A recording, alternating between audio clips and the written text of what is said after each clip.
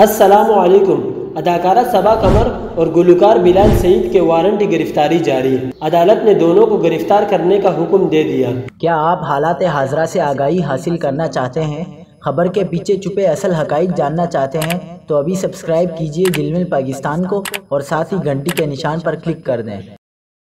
لاہور کی judicial magistrate نے اداکارہ صبا قمر اور گلوکار بلال سعید کے وارنٹی گرفتاری جاری کیے۔ جوڈیشل مجسٹریٹ نے دونوں فنکاروں کے مسلسل غیر حاضری ہونے پر وارنٹ جاری کیے۔ اداکارہ صبا قمر اور گلوکار بلال سعید پر مسجد میں ویڈیو شوٹ کرنے کے الزام میں مقدمہ زیر سماعت ہے۔ اس سے قبل گزشتہ دنوں اداکارہ صبا قمر اور اداکار بلال سعید کے البم کے ایک گانے کی ویڈیو سوشل میڈیا پر وائرل ہوئی تھی، جس میں دونوں فنکار لاہور کی مسجد وزیر خان میں موجود تھے۔